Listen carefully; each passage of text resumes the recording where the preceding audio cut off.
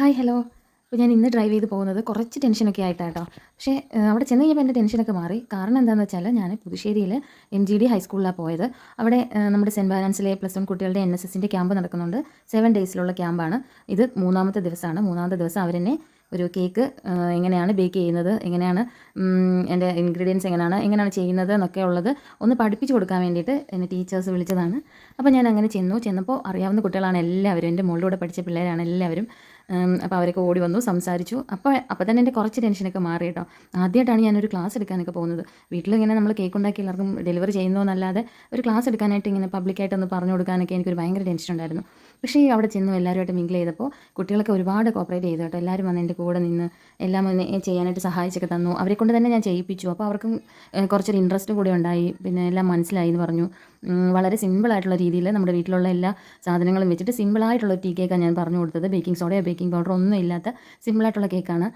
അപ്പോൾ ടീച്ചേഴ്സിനും കുട്ടികൾക്കും ഒക്കെ ഇഷ്ടപ്പെട്ടു. അപ്പോൾ എൻ്റെ ടെൻഷൻ പകുതി മാറി. ശരിക്കും പറഞ്ഞാൽ പോയപ്പോൾ ഉണ്ടായ ടെൻഷനൊക്കെ അവിടെ ചെന്ന് കഴിഞ്ഞപ്പോഴത്തേക്കും മാറി.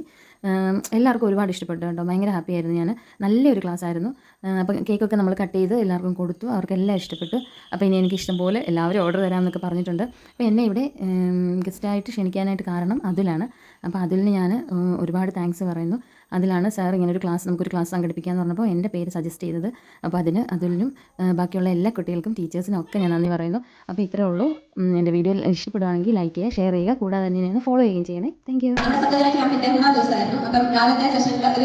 സാധാരണ ക്ലാസ്സാണ് ഇത് ക്ലാസ്സാണ്. പക്ഷേ നമ്മൾ സാധാരണ ഒരു കുക്കിംഗ് പ്രതീക്ഷിക്കുന്നതല്ല. അപ്പം ഇവിടെ ഒരു കേക്ക് എങ്ങനെ ഉണ്ടാക്കണം, അതായത് ഇന്നിവിടെ ടീ കേക്കും ബനാന കേക്കും ആയിരുന്നു. അതും ഭയങ്കര സിമ്പിളായിട്ട് നമ്മുടെ വീട്ടിലുള്ള സാധനങ്ങൾ തന്നെ ഉപയോഗിച്ച് എങ്ങനെ ഉണ്ടാക്കണമെന്ന് ചേച്ചി നമുക്ക് പഠിപ്പിച്ചു തന്നു.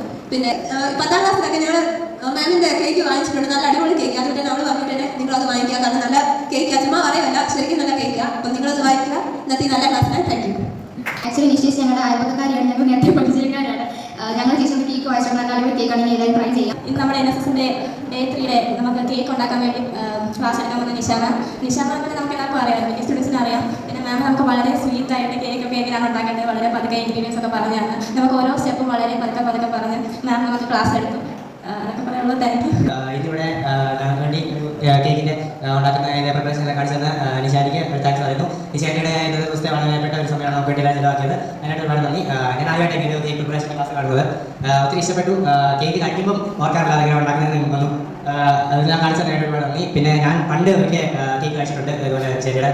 അന്നും ഒത്തിരി ഇഷ്ടപ്പെട്ടായിരുന്നു. എല്ലാവരും ട്രൈ ചെയ്ത് നോക്കുക അതിൻ്റെ കേക്ക് മേടിച്ച്. Thank you. ചേച്ചിക്ക് ഒരു യൂട്യൂബ് ചാനലൊക്കെ ഉണ്ട്. ചേച്ചി അത് എല്ലാവരും സബ്സ്ക്രൈബ് ചെയ്ത് സപ്പോർട്ട് ചെയ്യണം നമ്മളെ. Thank you.